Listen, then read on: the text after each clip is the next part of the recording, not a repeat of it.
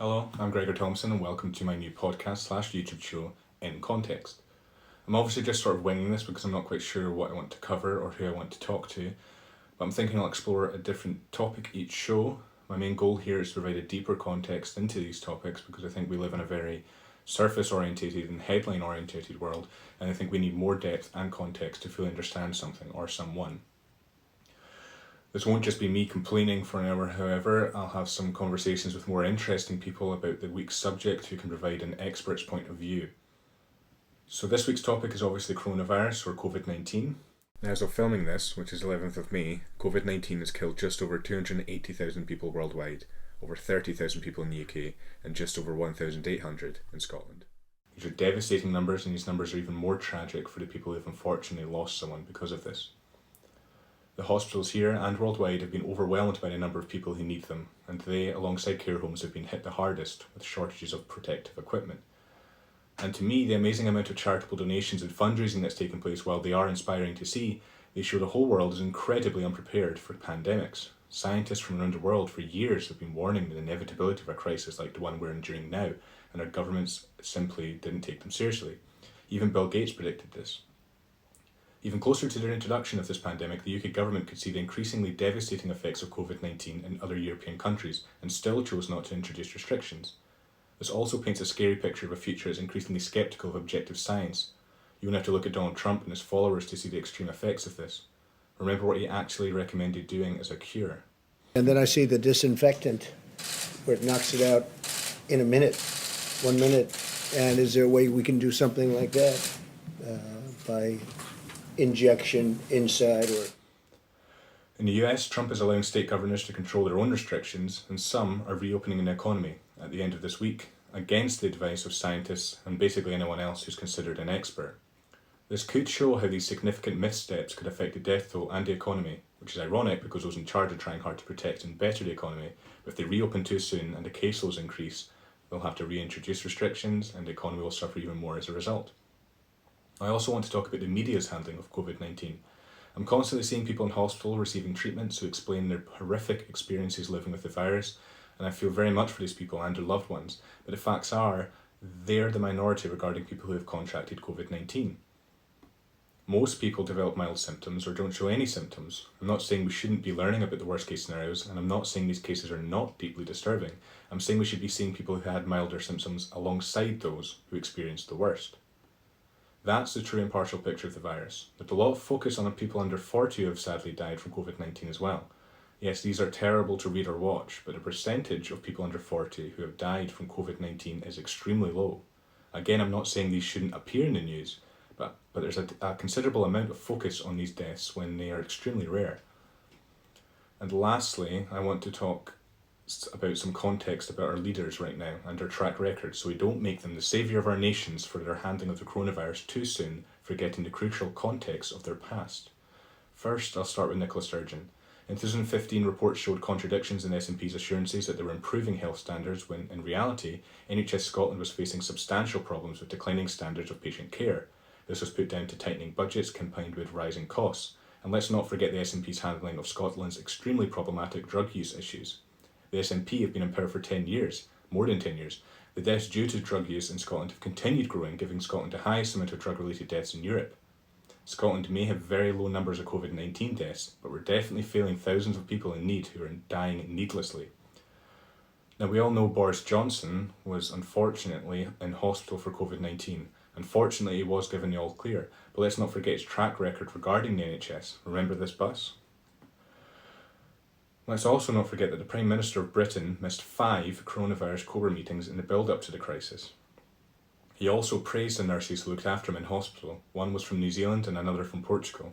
The praise has been welcomed, as it should, but let's not forget Johnson's Secretary of State Priti Patel's proposed points-based system for immigration, which would stop thousands of immigrants from entering the country. The NHS's reliance on foreign nationals cannot be overstated. As of 2018, 1 in 8 NHS workers were foreign nationals, and this would also stop many immigrants from joining the UK's caring professions, which are considered to be low-skilled according to this system. Luckily, experts, health leaders and trade unions have rounded on the government's new immigration policy, warning it will be an absolute disaster for social care services and put more pressure on the NHS. And let's not forget the Conservatives in general imposed 10 years of austerity, which led to record shortages of nurses and beds. Now, it may be quite obvious to some people that Donald Trump's handling of the coronavirus has been, well, less than ideal. What with the whole disinfectant injection thing, denying science, and of course this. But I think importantly, anybody right now and yesterday, anybody that needs a test gets a test. They're there. They have the tests, and the tests are beautiful. So surely we'll look back on Donald Trump as the third president to be impeached, the coiner of new words, and the one who simply couldn't care less about the media's questioning. When this was mentioned to me, I said I was delighted that I get to have the vice president helping in this way. Delighted. Absolutely. Will you answer a few more questions? Enough tonight. Now, since this week's topic is the coronavirus, I thought I'd interview the most important people during this crisis, the politicians. I'm just joking. It's the frontline workers, the ones who are saving our lives, helping the most vulnerable, and going to work every day to make sure we are all safe. My first guest is a nurse for the NHS and what has become the epicentre of the Covid-19 in the UK, London. Where are you now? You're in London, right? Yeah, I'm in London. I'm living in southwest London. Right. And I'm guessing it's very stressful now because I've heard that that's the epicentre for the UK. What, London? Yeah. Yeah, I mean, London's a major city, isn't it? And on the global stage, so everything's bigger in London. So all our cases are bigger, our sort of deaths and stuff like that are bigger, and people are reacting to it like it's not that big of a deal, which is a lot of fun. Interesting. And why do you think it's worse in London and say not as bad in say Scotland? I think probably partly to do with people's lifestyle in London. Everyone's living on top of each other. In terms of how the disease is spread, London's the perfect place for it to spread. You know, before lockdown laws, you had people, hundreds of thousands of people traveling on the underground every day, crammed into each other. There's no sense of personal space whilst you're traveling, so you're breathing everyone else's air all the time. Mm-hmm. So I think that's why we've been hit hardest with it. And also, one of the things that I've noticed, and I kind of I'm working still. I'm sort of, my daily life hasn't changed a massive amount, other than the fact that I say I don't do anything on my days off, but I never did because I'm a lazy. Really. But it's not changed that much for me, but it's changed a lot for Londoners and people sitting in their flats and that have nothing to do. It's hard for them to get any time outside other than going on their exercise, because so many people live in high rises and flats and things like that. They've got nowhere to go. So the reaction to it initially was really good, to be fair. The underground was absolutely abandoned. But I think as soon as the government started making sort of moves to say, oh, we're going to start relaxing this, people have just taken that as a green light to come out and just go back to normal, really. So do you think, so today's Sunday and we're supposed to get the announcement from Boris Johnson about where he's going to relax restrictions more. Do you think he official? No, well, he's having an announcement today, but say the media and stuff like that have been predicting that he's going to relax restrictions. Do you think he should? No, it's difficult for me to say, because at the moment we aren't seeing as many cases coming through the hospital. But I know that if we start relaxing them and people just take that as a green light to come out straight away, then we're just going to have another massive spike. We're going to have that second wave that people are talking about, and it's going to be harder to then say, actually, we need to roll this back up again and, close down businesses, get everyone back in their homes. I feel like until we're 100% that we are sort of over the worst of it, we need to keep at least something in place. I know that when everything opens back up again, they're not going to be like, that's it, everyone out, straight to the pub. But that's kind of what we're gearing up for, because of how people have responded to the sort of rules so far. As a department, we've like doubled our nursing staff for starting on Monday, just to get ready for the influx of people that think, oh, well, they're relaxing these now, so I can go into hospital for that thing that I didn't think was that important last week. And people are going to go start seeing their mates and getting drunk and fighting and stuff like that. So we're going to see we're expecting to see like a spike in that as well. So with the original restriction, how did you think the government handled with the original restrictions? Because I always thought that the restrictions were a bit too vague, and some people could in a certain way and still go on with what they were doing. I think they were quite vague to begin with, and like a lot of questions were asked of how feasible they were as well. And I think people didn't really respect the reason why and how severe things would be without it. And like looking at how other countries have reacted to it when things have gotten bad, I think our response has been sort of tepid. There's not been any sort of, it feels like there hasn't been any enforcement of it. So while the government said, stay inside, stay 2 meters apart, there's no reason, other than the fact that, you could spread the disease or you could catch the disease. There's been no incentive from the government to follow along to the rules, which is why people think that they're just they're more like guidelines. Yeah. So you mentioned other countries. Who do you see as handling it the best, or the most effectively? Maybe is a better word. South Korea. South Korea. Of course. They actually learned, they had a outbreak of a similar virus, I think last year or the year before, of SARS, which is another respiratory infection, and the way they responded to that outbreak was sort of fairly poor, but they learned from it, and they developed these really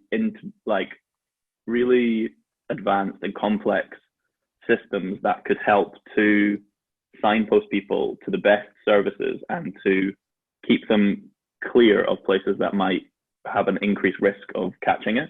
So they set up apps and things like that, where when someone developed the disease, they would track where they'd been from there before that, and then highlight that to people that, by the way, someone that has this has passed through these areas. If you pass through these areas, let us know, and we can, we can map the spread of what's come in, and we can sort of try and catch people before they start showing symptoms. And then would you say with those apps, would you say they are effective enough in one, tracking the disease, and also just fighting the disease? Because there's been a lot of kind of people scared about the whole privacy aspect of it. Do you think it's effective enough that we should give up that kind of I mean, look at however many thousands of people have died from this, and there's always going to be the cry of is this infringing on our rights? But 20,000 people have been killed. But is it 20,000? Well, we're close to 30,000 now in the UK. Yeah, have been killed by this disease, and if you can't sacrifice a bit of monitoring where you're going, then I feel like I personally think, yeah, sure, why not?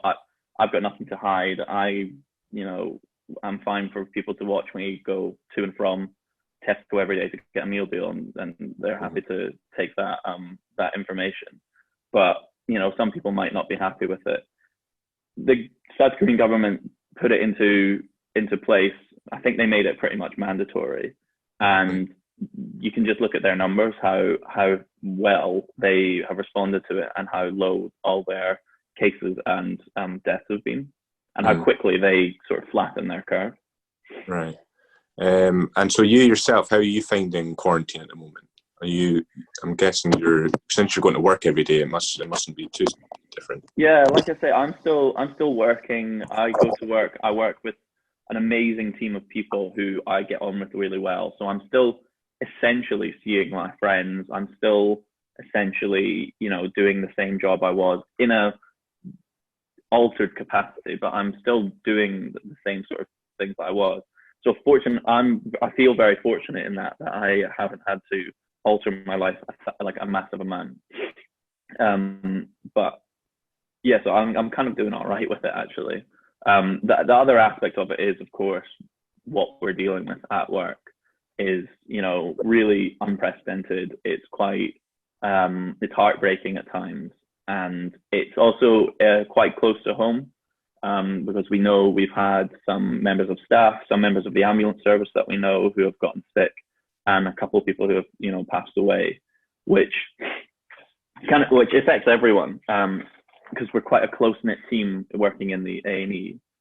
We go through a lot of stuff together, and it sort of brings us together a lot. So when someone we know gets sick, it affects us quite a lot. But again, we're such a good team that we're all supporting each other, and and sort of keeping ourselves going, which we kind of have to. We don't really have the option of going, actually, I don't really want to deal with this. Yeah. It's kind of our job. And so, where you're working now, what's the PPE situation there? Do you have enough PPE, or have you noticed any struggles with that? We've had struggles every now and then, but we've been, on the whole, our matrons and our sort of senior staff have put in really clear guidelines on what we should be wearing and when we should be wearing it, and they've sort of allocated the proper, like the best PPE that you can have, which is obviously in the highest demand. They've allocated it correctly to the right places, to the right people, and so we've actually been okay with PPE, as far as I'm aware. Like, that's just from me walking around the department and going, oh, I've never had an issue getting like a mask or anything like that. Whether or not that's a hospital-wide thing is another matter. But we've been quite lucky with it, and like I said, we've had the leadership that have, from the top down, have been quite sensible with it. Mm-hmm.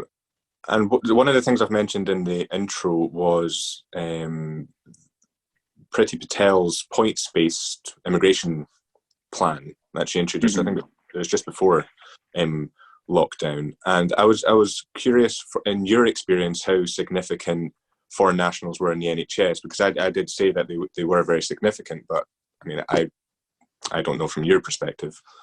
Foreign nationals are the absolute backbone of the NHS.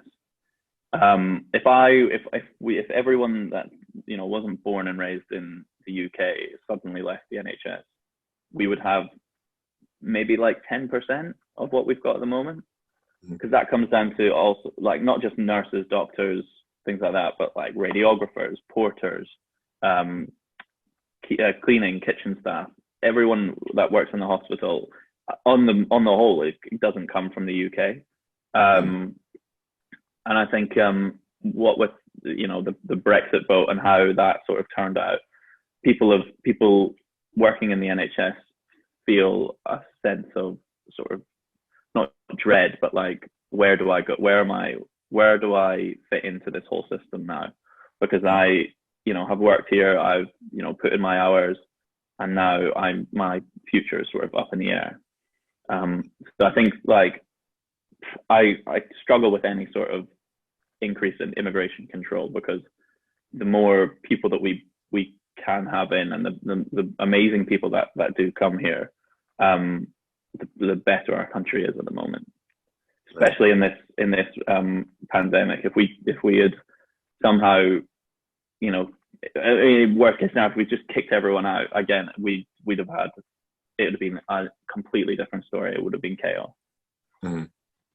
Are you watching much news at the moment? I try and steer clear of it a little bit, mostly because it's kind of like why I don't watch 24 Hours in A&E, because I go to work and I deal with this stuff, and then I come home and I kind of don't want to think about it anymore. Right. So I try and keep up to date with the main sort of headlines, and as much as I can, I try and pop into the daily briefings. But for the most part, I'm just kind of happy to deal with what comes in the front door. Right. And from what you see on the news, how do you think it's being handled? I think it's in terms of what. Well, some of the things I said in my intro were, because I'm watching the news like every day, and I'm reading it and watching the TV news and the press briefings and stuff. And the thing that I've noticed is there's been a lot of attention on the people under 40 who have died, and there's a lot of focus on that, and there's less focus on people who have maybe experienced milder symptoms, and there's less focus on the fact that people under 40 who have died, it's very small numbers. They totally are kind of outliers. The majority of people that we're seeing coming in with it is people in their later life, especially those who are coming in with bad cases of it. They are people, again, that are coming into it later in life. It's not unheard of that we're seeing younger people with it. They are having sort of, on the whole, milder symptoms. But yeah, there are outliers that sort of catch you out of nowhere, where you might have a young, fit rugby player or something who's randomly just catches it and gets really, really sick with it. Do you have any idea why that is, for someone to be fit with no health conditions or anything like that?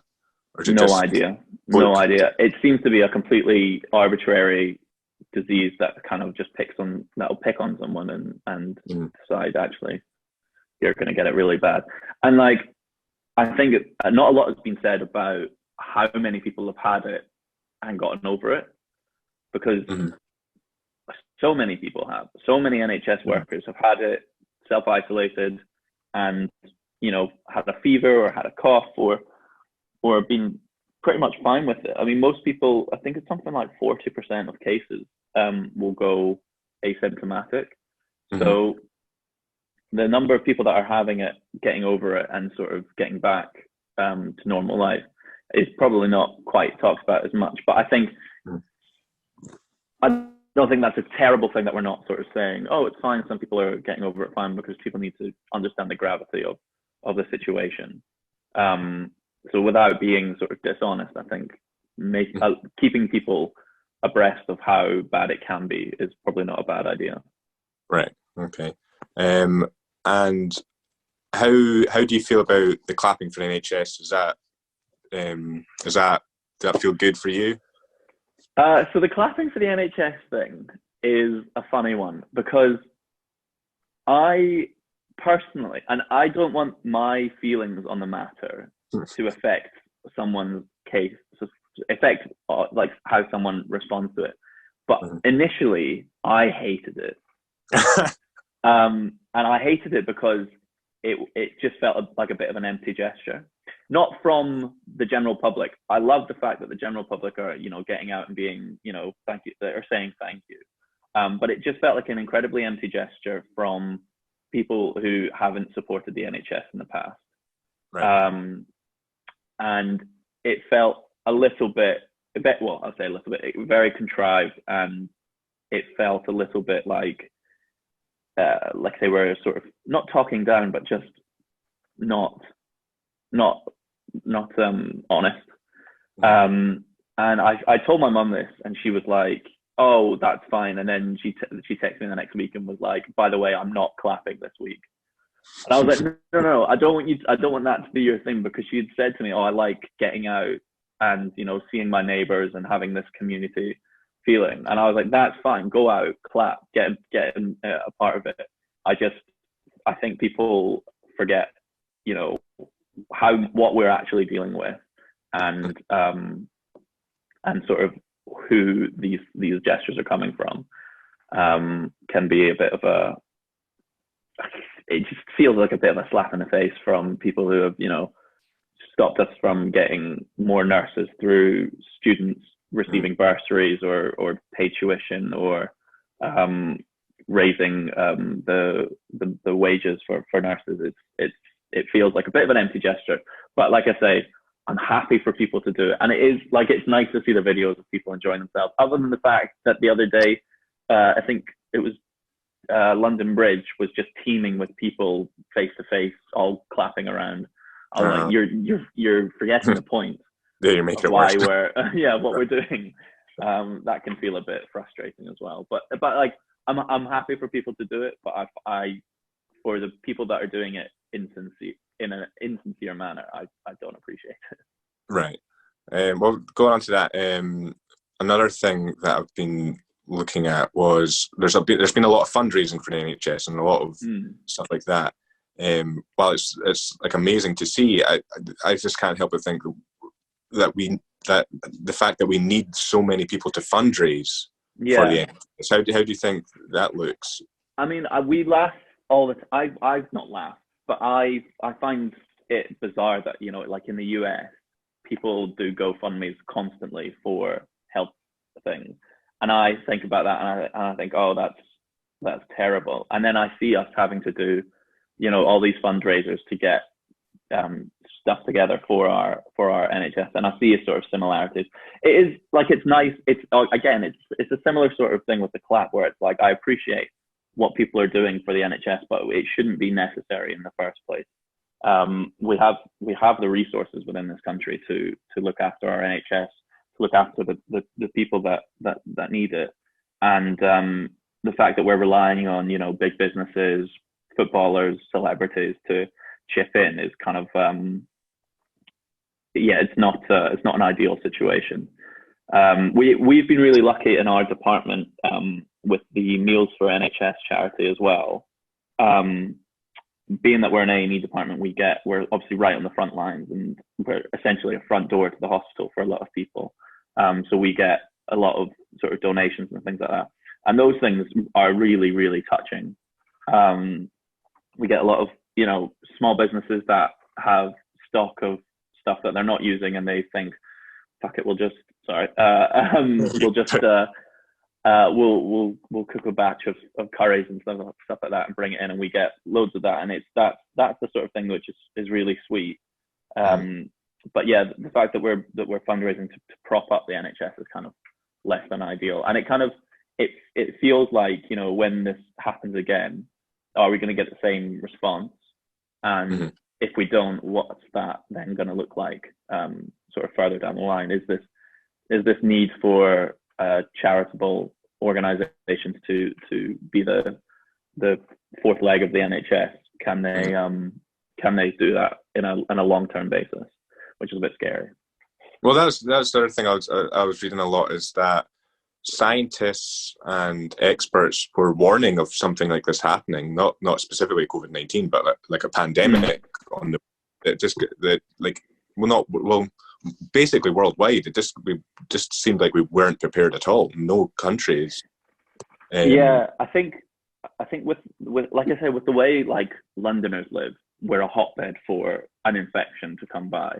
So in a way, it was only a matter of time. And the one thing that I hope that we can get out of this is a change in sort of the social setup of sort of major cities, where we can focus less on, you know, getting the most out of every person and getting, you know, 100% efficiency at the cost of safety and security, and maybe becoming a bit more of a longer term thinking sort of community.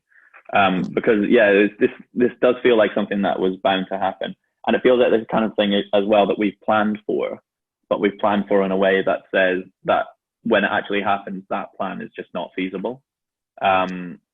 It's like, this is what we'll do, this is how we'll respond to it, but that's in a completely perfect situation, and we very rarely live in any perfect situation. And there's also in the news, there's been a lot of focus recently on the impact it's had on care homes. It wasn't like that at the start, though. That kind of wasn't focused on at all, and it was only like it was a surprise that so many people were dying in care homes. So how important do you see, say, carers and people caring for vulnerable people in relation to the NHS? Do they help stave off some of the cases that you take on? They are massively important because of the demographic of people that are worst affected by it. They are the actual front line of the response to this disease, because people living in care homes are in care homes for a reason. They're old, or they're vulnerable. They've got comorbidities. They are the perfect candidates to catch the disease and to be affected by it badly. So I think the issue to begin with was that they were ignored by the government in a way. They were sort of not the fact that they weren't reported in the numbers, or they weren't as much of a focus in the daily briefings, is a real tragedy, because the numbers that we were getting were barely a fraction of the actual deaths that we were getting, because they weren't reporting on all these care homes. And the carers that are there are working with some of the sickest people on a daily basis, and sickest people that have plans to not have further interventions or treatment. So they're working with people that are always unwell, but that they know have a good chance of not making it through a flu season or a global pandemic, depending on which end of the scale they're working with. Right. And so through lockdown, have you had any realizations or like epiphanies or anything you've kind of realized about your life that you wouldn't have noticed before? Sort of. I mean, it's just put a whole, like, my daily existence into a different sort of light. I kind of have been happy just doing my thing, and getting to do the things that I love, when I get a chance to. I'm sort of realizing how quickly this has come about, and how, like you say, arbitrary it's been as to who it's affected badly. Kind of makes you kind of sit up and think, actually, this could end any day, and I would have no way of knowing it's coming, and I would miss a lot of the things that I wanted to do. So I think the main thing that's made me realize is life is short and life is precious, and I want to do something more with it. Like I said, I love what I do, and I love the people I work with, but I've still got more stuff to do in my life before I'm ready to sort of settle down. So it's kind of made me realize I want to go see the world. I want to go, experience more things before the next global pandemic, or the next year. Basically, I want to get out and see the world again. So yeah, that's the main thing. It's kind of made me realize I've got to do stuff with my life whilst I've got the chance, because something like this can come along and totally screw everything up. Yeah. What about you? Have you had any major sort of realizations? So I noticed, just because I'm lucky that I'm able to just sit in the house and do nothing. Well, not do nothing. I'm trying to stay busy, but I've kind of noticed that for like the last few years, it's almost been like I've just been moving through life without any conscious thought.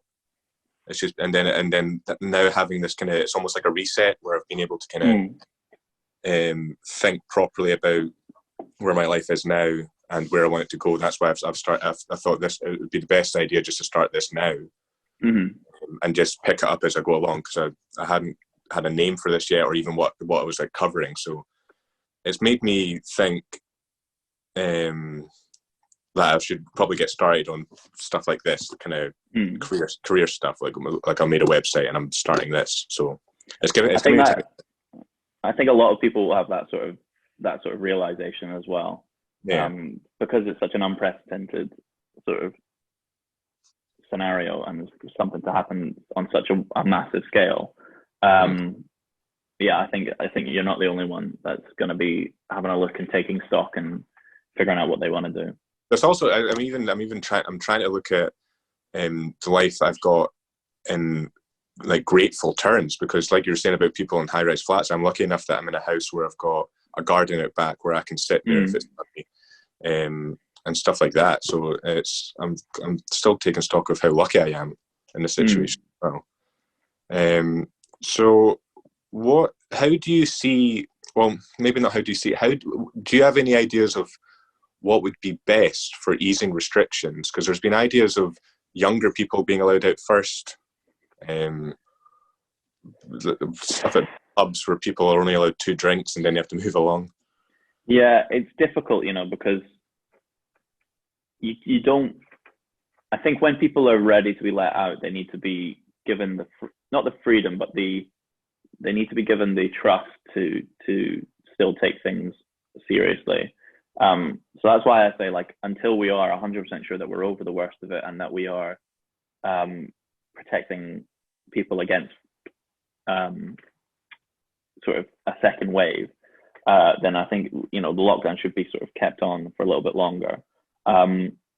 With regards to, easing it, I think we don't just, like I said, we don't just go from this to life back to normal. I think people need to continue working from home for a while. I think, pubs, clubs, things like that, unfortunately, should probably stay closed for a little bit longer. One of the biggest sort of worries and not frustrations, like one of the biggest things that people have been nervous about that I've been working with is the lockdown easing, because like we were saying, we would feel like people are just going to go out, and rightly so, they're going to go out and enjoy themselves and see their friends and start enjoying their lives again. And I wouldn't want to take that away from anyone, but I would want to say, we need to remember that this is a fluid situation. This isn't just gonna, once we've eased lockdown, isn't the end of coronavirus. It can come back, and the second wave could be, could be nothing, could be huge, and people need to be prepared for either sort of eventuality. So I think easing is the right word rather than ending.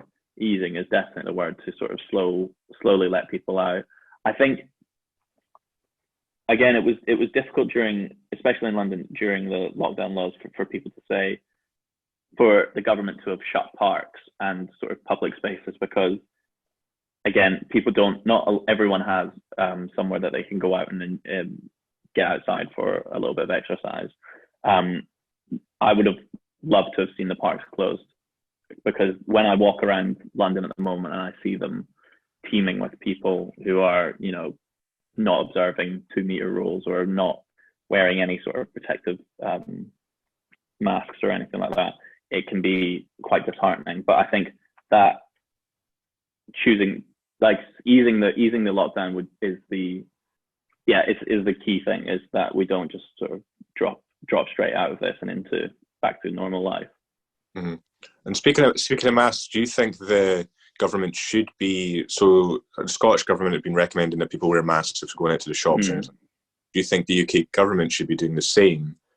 Because my worry is if people end up buying like PPE, it's taking that away from the NHS. So it's a difficult one, because we both want to shield people in the community and we want to provide stuff for the NHS. And I think seeing people out wearing masks, it kind of makes me feel a bit better, because, I see them taking it seriously, and I see them, shielding each other. And the rate of transmission when someone's just wearing a simple face mask drops off massively. So I think the government should be, recommending this, and maybe private sources should be the only places that they should be able to get them from. But I think the most frustrating thing that we have been seeing, and I don't know what it's like in Edinburgh, but I've seen so many people with masks around their chins, around their heads, and that's the one that frustrates me the most, because that is a waste. I would never see someone having a mask and going out to do their shop or to get a bit of exercise with a mask on as a waste, because it's doing the job that it needs to do. But when someone's, walking around with a mask, hanging off their ear or in their back pocket, then I do see that as just a complete waste. And so it's kind of like, it's finding that balance of providing things to, fight these disease, not only in hospitals, but in the community as well. And also making sure people are using it properly and not wasting it really. Why do you think at the start, when COVID-19 was being talked about, people were saying the masks didn't do anything, like it wasn't going to stop them at all, and now it's like everyone is now saying that we should be wearing them? I think to begin with there wasn't enough data, because this is a new sort of disease that we're dealing with. It's difficult to gather any sort of reasonable data on what the transmission and on how it's transmitted and at what prevalence it's transmitted from person to person. And I think, if you said to everyone, oh, you should wear a mask, everyone would go out and buy a mask and we'd have massive PPE shortages. So until you can say wearing a mask 100% will definitely, reduce the rate of transmission, then I think it's fair to say we need these in the hospital where, the sickest people are and the people that are dealing with it the most are. Then yeah, it's fair for us to sort of want to divert those. But once we have data to say actually the rate of transmission can drop by, factors of tens of percent, then yeah, I think people should be allowed to be wearing masks and should be sort of encouraged. Mm-hmm. And so what we'll just finish on is, what advice would you give members of the public at the moment? Take it seriously. Recognize it as the alien situation that it is, and looking at how much of the world it's affected. You need to take it seriously and understand that this is not the end.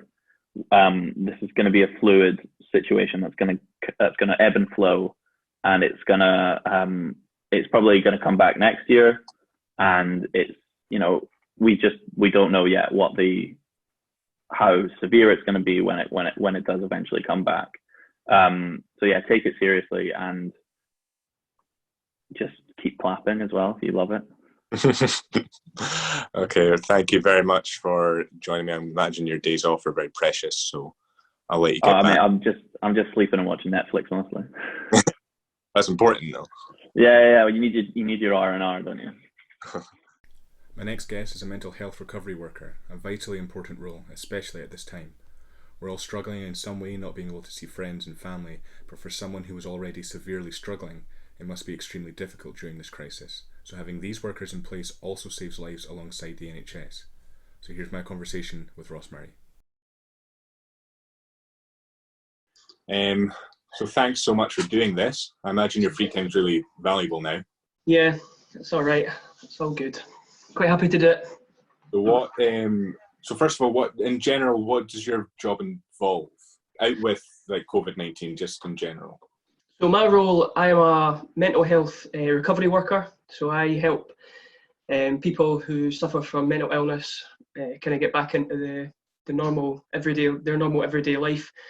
Normally I work with people who come out of the hospital and kind of need that wee bit more help to live by themselves, or wee things like that seem so small to us, but it's such a big part of them living a valuable life outside in the community. So basically I work with individuals from 20s to 70s, so it really ranges, but it's a really, really satisfying job to do.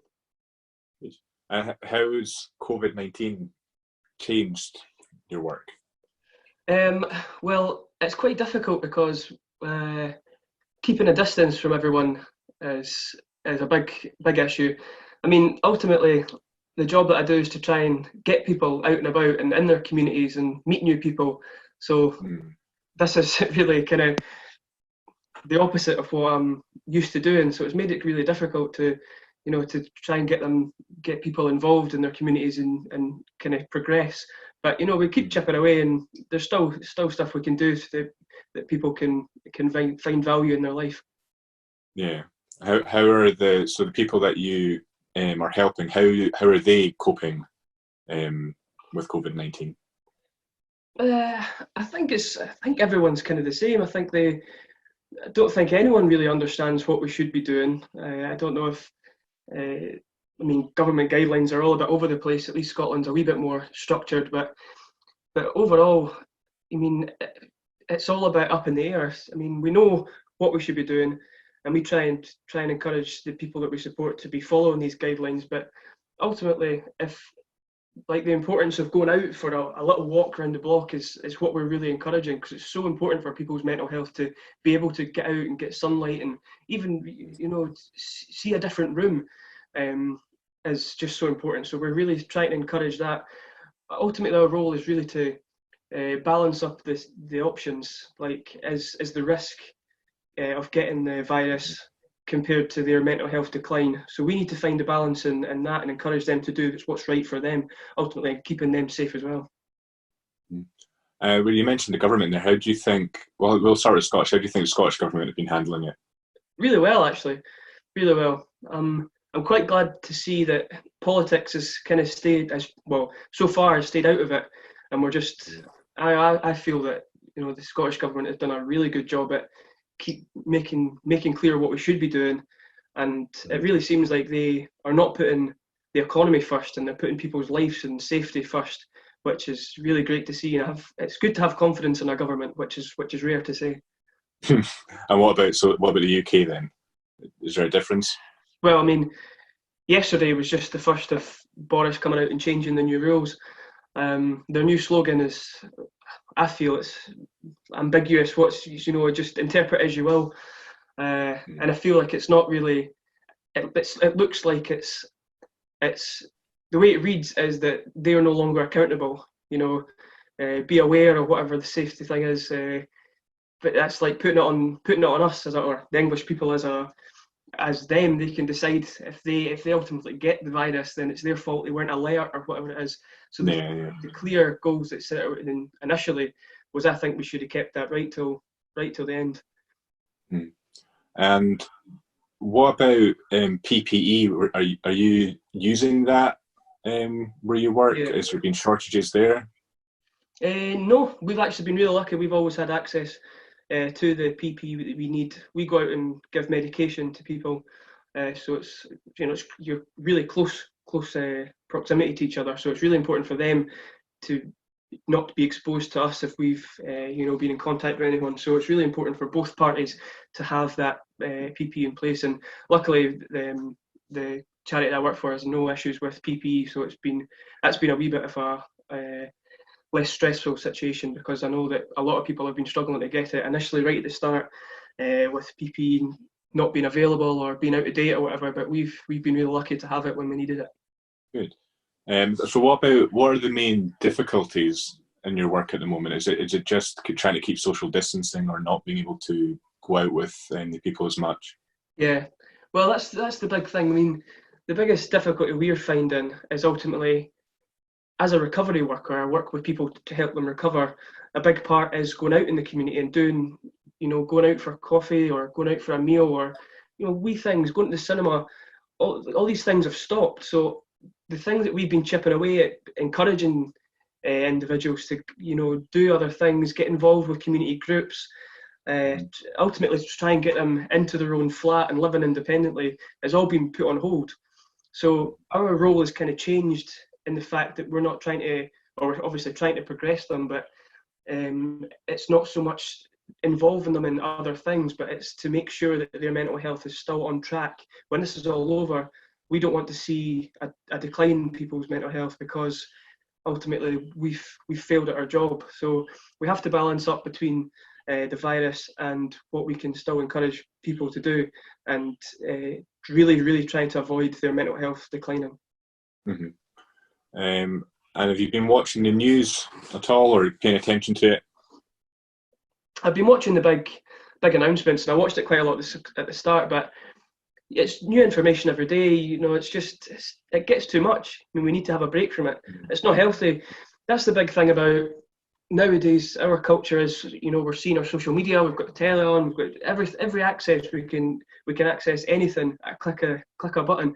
And maybe 20, 30 years ago, it wouldn't have been like that. So it's a different type of world to have a pandemic in. So yes, I think it's easy just to constantly going to be checking Facebook or Twitter or news profiles or anything, and it's I don't think it's healthy to be checking it constantly. So I've been keeping up to the dates, but not going overboard with different information. Yeah. Why do you think it's not healthy to keep looking at the news, especially at the moment? I mean, it's just any type of information that's constantly changed. I mean, it's a pandemic. We've never seen anything like this before.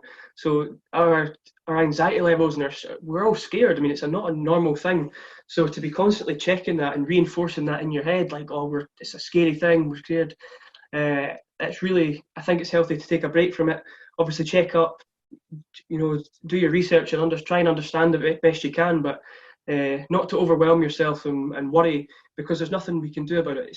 We only can do what we can do personally. So try to kind of almost forget about the big picture all the time and focus on ourselves. And do you think at the start there wasn't enough focus on the caring professions, and a lot of the focus was on the NHS, as it should be somewhat, but do you think there wasn't enough focus on caring professions? And even still, like your profession, I hardly ever see anything in the news about mental health or anything like that. So do you think there's not enough focus there? Absolutely, but I mean, it's the same when there's no pandemic. There's not enough focus on charities that do kind of the social side of any health. The importance of going out or to interact with other people. But I think the NHS should be the focus. It's right at the top. It's the most important thing. Absolutely.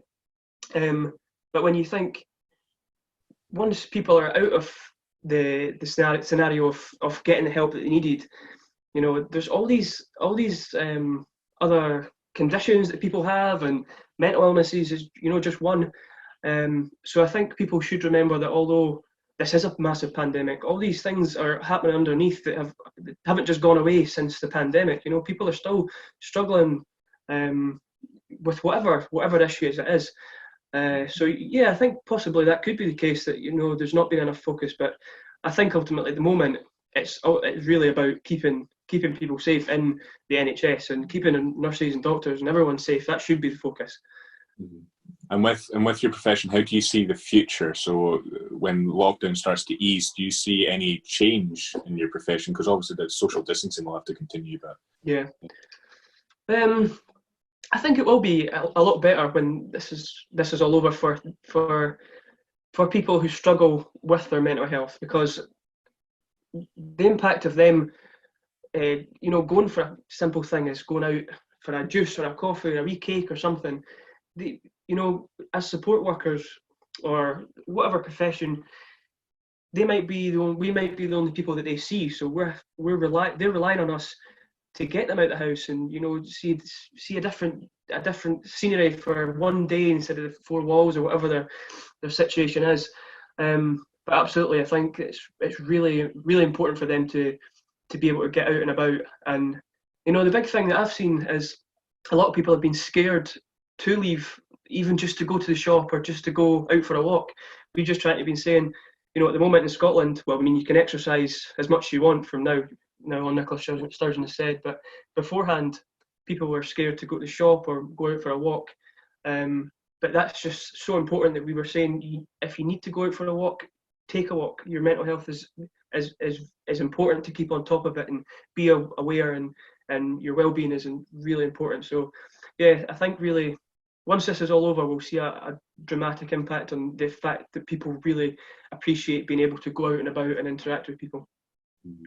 And do you think people with mental health issues, do you think the news perhaps has that negative effect where they feel they can't go out because it looks, what's the word? It looks very negative from if you're watching it from the news's perspective.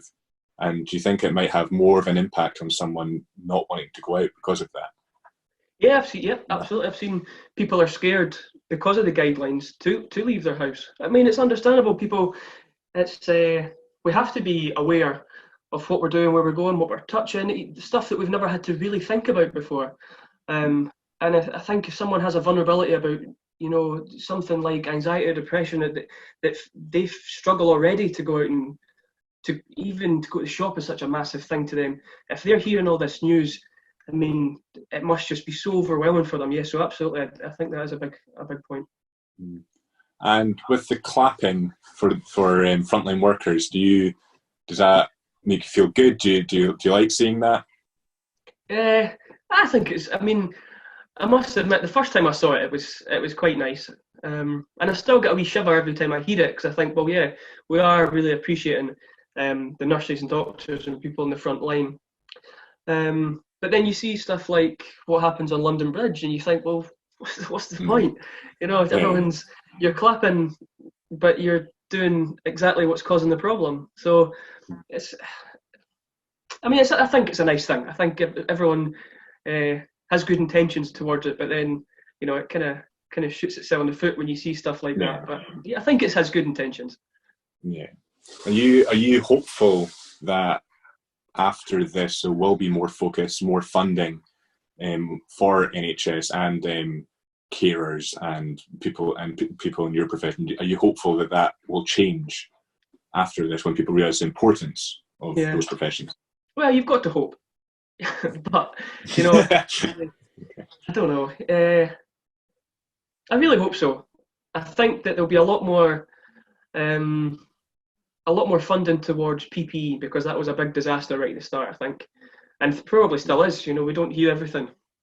But it would be great to see government's response to realise that these, care professions, social work, hold a vital part in our society, and it's not just, it's kind of us frontline workers that have been keeping this country ticking over and stuff, and it's not the bankers, and it's not the big people in the economy that are, keeping the wee things. Bin men, we're all kind of working together, but it's all the frontline workers that aren't on the big huge wages. So I'm hoping that government kind of take that into account and put the funding where it's really needed. And so, what advice would you give general members of the public right now for like mental health, or just in general for COVID-19 the next few weeks? Well, I'd probably say be mindful and realise that this isn't going to last forever. Put yourself first. It's really important to think that think about yourself and think about your mind and your head, and don't be scared that you've seen all these things that if you don't come out lockdown with a six-pack, you failed. There's no excuse, or whatever it is. Think about yourself. Your mind is as important as your physical health. So bear your mental health in mind. If you even take 10 minutes to go and sit outside and reflect on your day, or whatever it is, whatever it may be. Do something good for yourself, and don't be seeing what you're seeing on social media about you should be doing this or whatever. Just you be a bit selfish in this time, because we all have to be. It's not a normal scenario, so we all have to be a bit look after ourselves. Yeah. And what do you miss most about normal life before lockdown? A pint. A pint. No, I think it's just, again, it's the social side of seeing people. I mean, I've not really seen my family at all. From a distance and stuff, but they're not the same. And even going out and socialising and doing stuff, you don't realise how much of an impact that has on your life. Even seeing your friends, and how, if you're having a really shitty day and you go and see your friend or whatever, you realise that that's really cheered me up, and that's not been able to happen. So I think it's that being able to rely on other people's company and affection like that I think that's what I've missed the most. I suppose that'll be the silver lining of it, though, because that means when we come out of lockdown, we'll appreciate those things more. Maybe we weren't conscious of that beforehand. Absolutely. I think we will see a good outcome to this. I think we'll realise the importance of meeting up with our friends and doing that wee bit extra, because we've seen what it's like without it, and we see what we're missing. So I hope that's the outcome of it. And lastly, have you had any realizations or epiphanies about your life through this lockdown? Have you noticed anything that you hadn't noticed before? Probably just the fragility of our lives. You know, everything can come to a standstill, which no one would ever expect. I think the biggest thing is that the realization that how much of an impact this has had. It's never, big companies don't close unless there's a big issue. You know what I mean? They're not going to lose money, stuff like that. So that's really shocked me. You know, the import, like the how big this has been. And when we look back at it, we'll try and find the positives in it and realise that kind of people did come together a wee bit.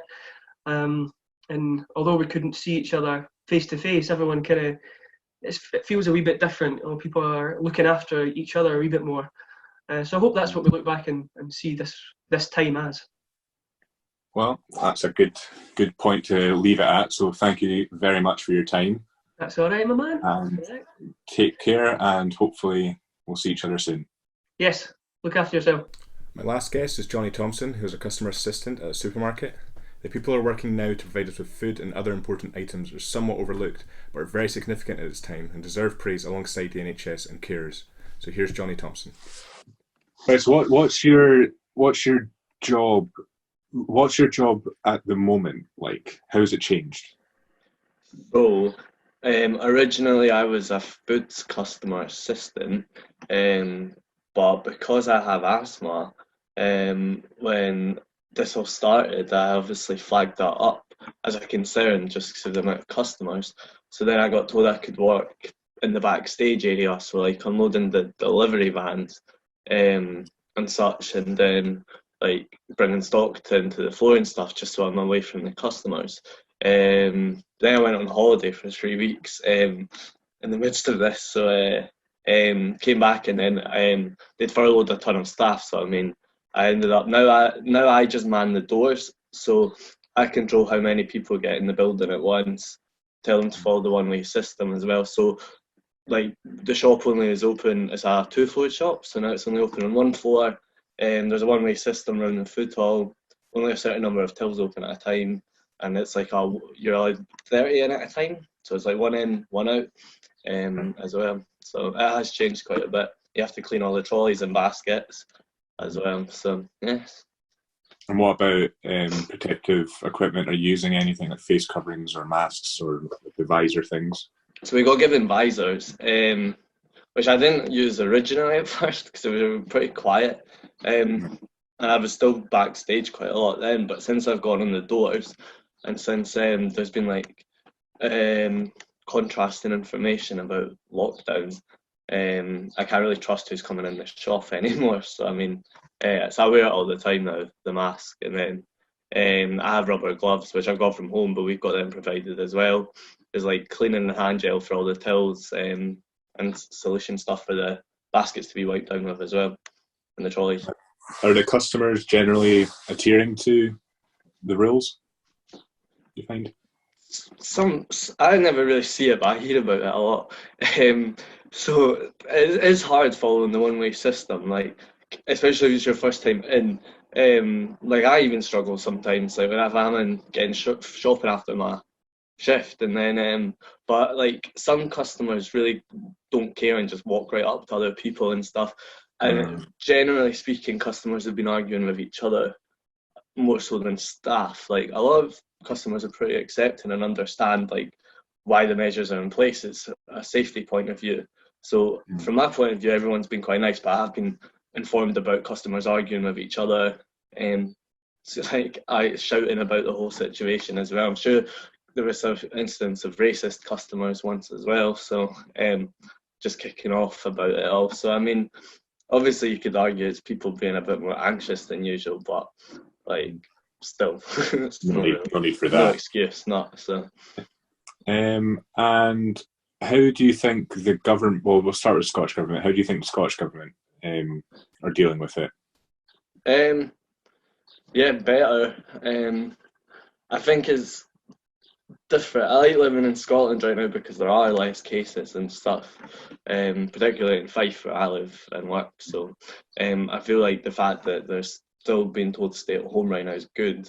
I think that the measures that were put in place were good. She seems to have acted faster than the UK in a sense, but not fast enough in some aspects. Like, should have been happening ages ago. So, but given what there is, I feel like I'm rather be in Scotland right now than England. So I'm happy I'm up here. And what about the news? Are you watching a lot of news or reading any news? I read a bit. I used to watch it like every day, but I've just kind of switched off and zoned out a wee bit now. I've got a bit fed up. Like, I just take the gist of the main headlines and stuff because I'm not furloughed or anything. Like, life's pretty much the same still for me. It's just a bit more. I have to have to be a bit more precautious when I get home from work, like clean myself down, like go for a shower and stuff. But other than that, like that's the biggest change to me in regards to that. And do you think there's enough focus on workers in supermarkets and stuff like that for praise, or just in the news in general? Probably not.